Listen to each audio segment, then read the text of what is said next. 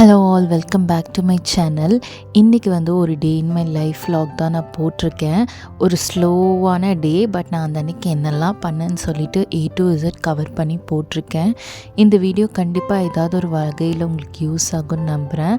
Morning எந்திரிச்சதுமே regular பேஸிஸில் என்னெல்லாம் பண்ணுவோமோ அதை தான் பண்ணிகிட்டு இருந்தேன். எந்திரிச்சு ஃப்ரெஷ்அப் ஆகி ப்ரஷ் பண்ணிகிட்டு இருந்தேன்.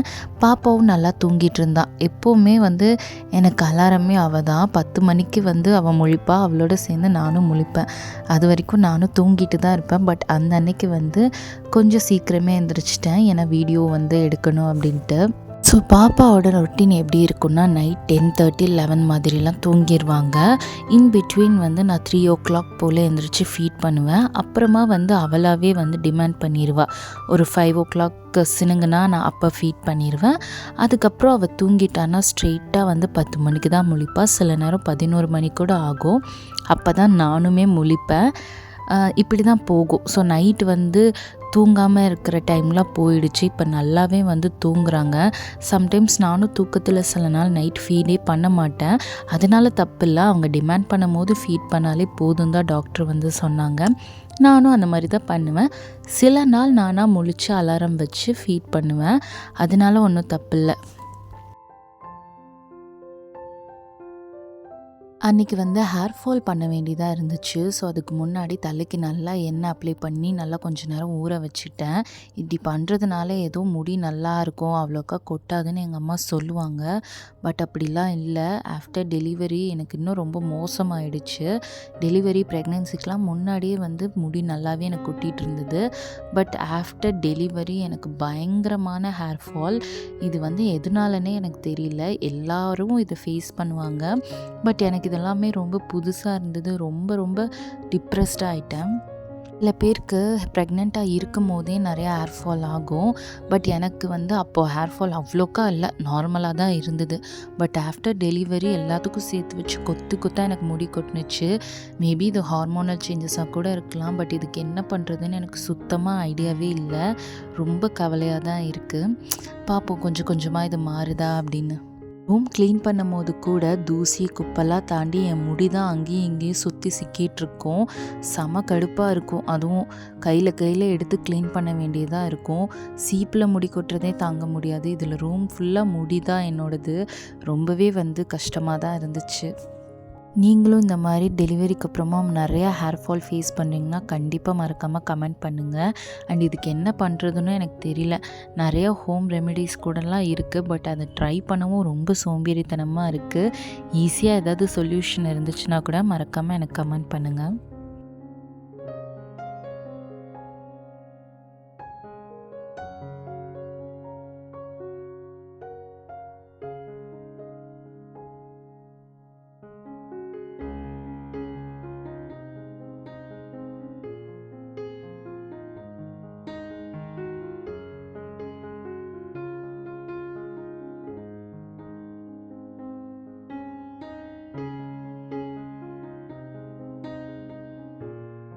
தலைக்கு ஆயில் அப்ளை பண்ணி ஊற வச்சுட்டு இருந்த அந்த டைமில் தான் நான் ரூம் எல்லாமே கூட்டி பெருக்கி க்ளீன் பண்ணிட்டேன். அதுக்கப்புறமா குளிச்சுட்டு வந்ததும் ஹெவியாக பசிக்க ஆரம்பிச்சிருச்சு. நார்மலாகவே ஃபீட் பண்ணிகிட்ருக்கிறதுனால ரொம்பவே பசிக்கும். அதுவும் குளிச்சுட்டு வந்ததுக்கப்புறம் வந்து சொல்லவே தேவையில்ல, அந்தளவுக்கு பசிக்கும். அந்த அன்றைக்கி அம்மா எனக்கு பிடிச்ச கார சட்னி செஞ்சுருந்தாங்க. ஸோ ஒரே ஹாப்பியாகிடுச்சு. நான் சாப்பிடும்போது மோஸ்ட்டாகவே வந்து கிச்சனில் உட்காந்து அம்மா கிட்டே ஏதாவது காசிப் பேசிகிட்டே தான் சாப்பிடுவேன். அவ்வளோ ஜாலியாக இருக்கும், இன்ட்ரெஸ்டிங்காகவும் இருக்கும். ஏன்னா வந்து சில பேர் சாப்பிடும்போது மொபைல் பார்த்துட்டு டிவி பார்த்துட்டு சாப்பிடுவாங்க. நானும் அப்படி தான். பட் என்னைக்காச்சும் தான் அப்படி. மோஸ்ட்டாக அம்மா வீட்டில் இருக்கும்போது அம்மாவோட உட்காந்து பேசிவிட்டு, அதுவும் கிச்சனில் உட்காந்து அவங்க வேலை பார்க்கும்போது அவங்கள டிஸ்டர்ப் பண்ணி பேசிகிட்டு இருக்கிறதுல அவ்வளோ ஒரு ஆனந்தமாக இருக்கும். மீன்வைல் பாப்பாவும் முழிச்சிட்டா. முழிச்சதுமே அவள் கூட வந்து ஜாலியாக கொஞ்சம் நேரம் விளையாடிட்டு அப்புறமா வந்து குளிக்க வச்சுருவோம்.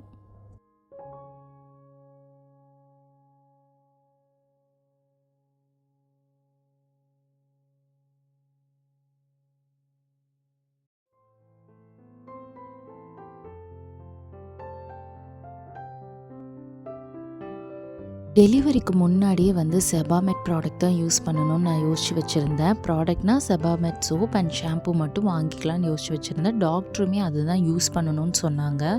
பட் டெலிவரிக்கு அப்புறமா ஒரு ஃப்ரெண்ட் எங்களை பார்க்க வந்தப்போ செபாமெட் பிராண்ட்லேருந்து கொஞ்சம் ப்ராடக்ட் எல்லாமே வாங்கிட்டு வந்துட்டாங்க.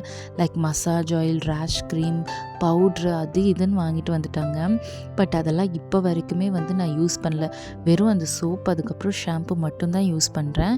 எப்பயாச்சும் ரேஷ் க்ரீம் டைப்பர் யூஸ் பண்ணும்போது யூஸ் பண்ணிப்பேன். அதை தாண்டி நான் வந்து மசாஜ் ஆயிலெலாம் இப்போ வரைக்கும் யூஸ் பண்ணதே கிடையாது. இவ்வளோ தான் யூஸ் பண்ணுறேனே. பட் வச்சுருக்கேன். எக்ஸ்பைரி டேட் வந்து 2026 வரைக்கும் இருக்கிறதுனால ஓகே யூஸ் ஆகும்னு நான் வச்சுருக்கிறேன். அப்புறமா மை வந்து நார்மலான ஐடெக்ஸ் மை தான். கொட்டாங்குச்சி மை யூஸ் பண்ணது. பட் வந்து அது ரொம்ப சொரன்னு ஆயிடுறதுனால நான் மை மட்டும்தான் யூஸ் பண்ணுறேன். அதுவுமே வந்து வெளியில் ஒரு மாதிரி கரை ஆகிடும்னு சொல்லிட்டு நெயில் பாலிஷ் ரிமூவர் டப்பாவில் தான் போட்டு வச்சுருந்தேன். அண்ட் ஆஸ் யூஷுவல் எல்லா பேபிஸ்க்கும் கொடுக்குற அந்த விட்டமின் டானிக் வந்து நான் டெய்லியுமே கொடுக்குறேன். முழிச்சதும் இந்த மாதிரி ஃப்ளாஷ் கார்ட்ஸ்லாம் காட்டுவேன். நல்லாவே பாப்பா. அதுக்கப்புறம் ஃபீட் எடுத்துகிட்டு தூங்குனா ஒரு 45 மினிட்ஸ் நல்லாவே வந்து ஒரு குட்டி நேப் எடுத்து தூங்குவாங்க. அவள் தூங்கிட்டு இருக்க அந்த டைமில் தான் எனக்கு ஏதாவது வேலை இருந்துச்சுன்னா அதை முடிக்க பார்ப்பேன். எனக்கு டெய்லர் கடையில் கொஞ்சம் துணி வந்து தைக்க கொடுக்க வேண்டியது இருந்தது. அதை போய் கொடுத்துட்டு வந்ததும் நான் வந்து கொஞ்சம் வளையல் செஞ்சு பார்த்தேன். எனக்கு பேங்கிள் மேக் பண்ணணும்னு ரொம்ப நாளாகவே ஆசை. பட் வந்து அது அப்படியே தள்ளி போயிட்டே இருந்தது. அதுக்கப்புறம் சரி இப்போ தான் பண்ணலான்னு சொல்லிட்டு அதில் உட்காந்தேன். பாப்பா பார்த்துக்கிற நேரம் போக நிறையா வந்து டைம் மிச்சமாக ஃப்ரீயாக இருக்கிறதுனால சரி வளையல் செஞ்சு பார்க்கலான்னு சொல்லிட்டு கொஞ்சமாக திங்ஸ் வாங்கி அதுக்காக பண்ணி பார்த்துட்டு இருந்தேன். ஈஸியாக தான் இருந்தது. நான் கிளாஸ்லாம் எதுவும் அட்டென்ட் பண்ணல. யூடியூப் பார்த்தே அப்படியே வந்து லேர்ன் பண்ணிக்கிட்டேன். அப்போ வந்து என்கிட்ட கிளாஸ் பேங்கிள் இருந்ததுனால அதை வந்து ஒட்டி அதில் வந்து த்ரெட் சுற்றி பார்த்துட்டு இருந்தேன். அதுலேயும் ஓரளவுக்கு நல்லா தான் வந்தது. எதுவுமே ஸ்டார்ட் பண்ணதும் வந்து அவ்வளோ பர்ஃபெக்டாக வராது. செய்ய தான் வருங்கிறதுனால டெய்லியுமே செஞ்சு பார்த்துட்டு இருந்தேன். Here comes the favorite part of the video. அன்றைக்கி வந்து பிரியாணி சாப்பிட்டேன். 10 டேஸாகவே பிரியாணி கிரேவிங்ஸாகவே இருந்தது. பட் வந்து சாப்பிடவே முடியல ஏதாவது ஒரு ரீசன்னால். அன்றைக்கி வந்து கண்டிப்பாக சாப்பிட்ணுன்னு சொல்லிவிட்டு இங்கே டக்குன்னு ஆர்டர் பண்ணிட்டேன். சூர்யா ஹோட்டலில் வந்து சூப்பராக இருக்கும் பிரியாணி இங்கே. நான் எப்போவுமே வந்து ப்ளெயின் பிரியாணியாக தான் சாப்பிடுவேன். என்ன தான் சிக்கன் மட்டன் பிரியாணியாக இருந்தாலும் அந்த பீஸை மட்டும் கரெக்டாக ஒதுக்கி வச்சுருவேன். அதனாலே வந்து மட்டனில் ப்ளெயின் பிரியாணியாக வாங்கிட்டேன். அந்த மாதிரி பிரியாணிஸ்க்கு வந்து எனக்கு ட்ராகன் சிக்கன் ரொம்ப பிடிக்கும். செம்மையாக இருக்கும் அந்த காம்பினேஷன். அதையும் வச்சு சாப்பிட்டுட்டு இருந்தேன். பிரியாணிக்கு அந்த குழம்பை விட எனக்கு ரைத்தா ரொம்ப பிடிக்கும். ஆனியன் போட்டு அந்த ரைத்தாவை வந்து பிரியாணியோட வச்சு சாப்பிடும் போது சுல்லுன்னு ஒரு ஃப்ளேவர் இருக்கும். அந்த ஆனியன் கடிக்கும் போது அந்த ஃப்ளேவர் எனக்கு அவ்வளோ பிடிக்கும். செமையாக இருக்கும் கடித்து சாப்பிடும் போது. அண்ட் அந்த ட்ராகன் சிக்கனில் உள்ள அந்த வரமிளகாவில் கூட நான் அப்படி சாப்பிட்டுட்டு இருப்பேன். அது ரொம்ப அன்ஹெல்த்தி தான். பட் ஸ்டில் அந்த காரத்துக்கு எனக்கு ரொம்ப பிடிக்கும். அந்தளவுக்கு எனக்கு ஸ்பைஸ்னால் ரொம்ப பிடிக்கும். ஸோ நல்லா சாப்பிட்டுட்டு நல்ல ஒரு தூக்கம் போட்டேன்.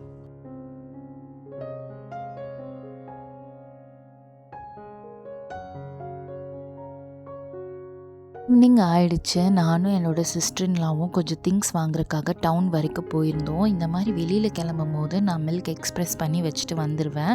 ஸோ தட் அம்மா வந்து பார்த்துப்பாங்க. அண்ட் இந்த மாதிரி க்ராஸ் பண்ணிகிட்ருக்கும் போது குட்டி பனியன் ஷாப்லாம் வந்தது. இங்கே வந்து பனியனோட குவாலிட்டி ரொம்பவே சூப்பராக இருக்கும்.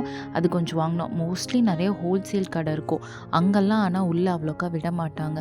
பல்காக வாங்கணுன்னா தான் அலோவ் பண்ணுவாங்க. சும்மா ஷாப் பண்ணுறதுக்கெலாம் விட மாட்டாங்க.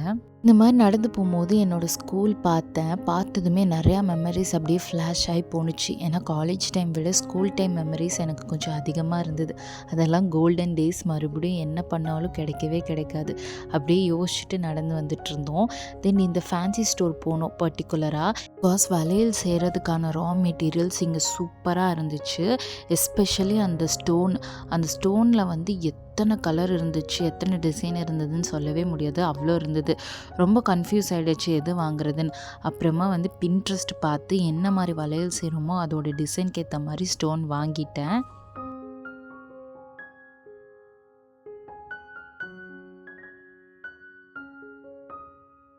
முடிச்சுட்டு ஃபைனலாக சிவா டெக்ஸ்டைல்ஸ் போயிருந்தோம். நான் 10th படிக்கும்போது ஒரு லெஹங்கா வாங்கினேன். எனக்கு அந்த லெஹங்கா ரொம்ப பிடிக்கும். ஆனால் அதுக்கான ப்ளவுஸ் வந்து என்கிட்ட வந்து இல்லை, அது பத்தாமல் போயிடுச்சு. ஸோ அதுக்கேற்ற மாதிரி ஏதாவது ப்ளவுஸ் மெட்டீரியலாக வாங்க சொல்லியிருந்தாங்க என்னோடய அக்கா. சரி ஏதாவது இருக்கான்னு பார்த்தா அங்கே ஒன்று கூட நல்லாவே இல்லை. அந்த கலருக்கு மேட்ச் ஆகிற மாதிரி இருந்தாலும் அந்த டிசைன் வந்து அவ்வளோக்கா சுத்தமாக நல்லாவே இல்லை. அதனால் வாங்காமல் அப்படியே டக்குன்னு கிளம்பிட்டோம் அங்கேருந்து டைம் வேஸ்ட் பண்ணாமல். மார்னிங் டைமை விட ஈவினிங் அண்ட் நைட் டைம் அவ்வளோ டிராஃபிக்காக இருந்தது. அதுவும் முக்கியமான ஏரியாவில் அவ்வளோ டிராஃபிக். நடந்து வரதுக்குள்ளேயே வந்து போதும்னு ஆயிடுச்சு. அண்ட் ரிட்டன் வந்ததும் அனுப்பூர் பாளையமில் வந்து பபிள் பேபின்னு ஒரு ஷாப்பு. அந்த கடையில் பாப்பாவுக்கு டீத்தர் வாங்கினேன். அதுக்கப்புறம் வந்து பாட்டில் க்ளீன் பண்ணுறதுக்கு, ஃபீடிங் பாட்டில் க்ளீன் பண்ணுறதுக்கு ப்ரஷ் கூட வாங்கினேன். இங்கே நிறையா பேபி ப்ராடக்ட்ஸ்க்கு வந்து நல்ல டிஸ்கவுண்ட் போட்டிருந்தாங்க. எனக்கு ரொம்ப பிடிச்சிருந்தது. இனிமேல் வந்து வைப்ஸ், டைப்பர் அந்த மாதிரி வாங்கினோன்னா இந்த ஸ்டோர்லேயே வந்து வாங்கிக்கலான்னு ஃபிக்ஸ் பண்ணிட்டேன்.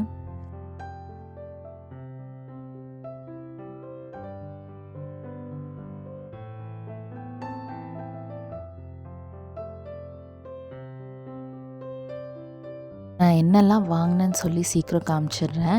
இந்த மாதிரி பிளாஸ்டிக் பேங்கிள் வாங்கினேன். இதில் தான் வந்து இந்த சில்க் த்ரெட் வந்து சுற்றுறதுக்கு கொஞ்சம் ஈஸியாக இருக்கும். என்னதான் கிளாஸ் பேங்கிள் இருந்தாலும் பிளாஸ்டிக் பேங்கில் சுற்றுறதுக்கு ஈஸியாக இருக்கும்.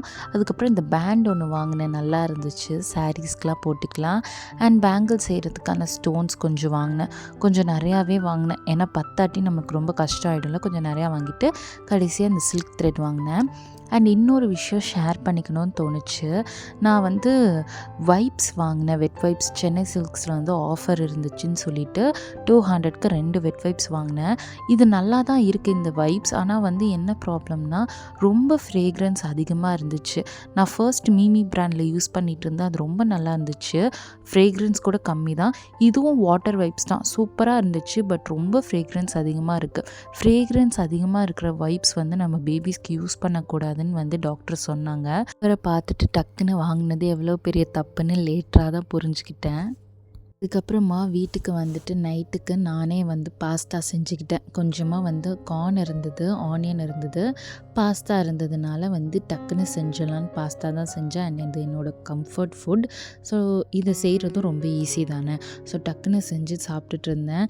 நம்மளே செஞ்சு சாப்பிட்றது வந்து கொஞ்சம் டயரிங்கான வேலையாக இருந்தாலும் அந்த டேஸ்ட் நல்லா வரும்போது அப்படியே வந்து செம்ம ஜாலியாக ஆகிடுது. பாஸ்தா வந்து அன்றைக்கி டேஸ்ட் ரொம்ப சூப்பராக இருந்தாலும் கொஞ்சம் ஸ்டிக்கி ஆகிடுச்சு.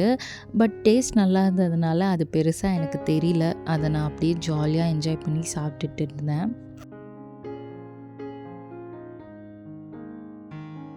அண்ட் அவ்வளோதான், டேயோட எண்டுக்கு வந்தாச்சு. ஒரு 10:30 மாதிரியே ஃபீட் பண்ணி பாப்பாவை தொட்டிலில் போட்டுருவேன். ஒரு 15 to 20 மினிட்ஸ் வந்து ஒரே மாதிரி தொட்டில் ஆட்டிகிட்டே இருந்தோன்னா தூங்கிடுவா. அண்ட் தென் டீப் ஸ்லீப் போனதுக்கப்புறமா தூக்கிட்டு நான் வந்து பெட்டில் போட்டுருவேன். உடனே தூக்கிட்டு வந்துட்டோன்னா முழிச்சிருவா. ஸோ அதை டீப் ஸ்லீப் போனதுக்கப்புறம் தான் நான் வந்து அவளை வந்து பெட்டில் போடுவேன். இந்த DAML உங்களுக்கு பிடிச்சிருந்ததுன்னா மறக்காமல் லைக் பண்ணி சப்ஸ்கிரைப் பண்ணுங்கள். அண்ட் தேங்க்ஸ் ஃபார் வாட்சிங்.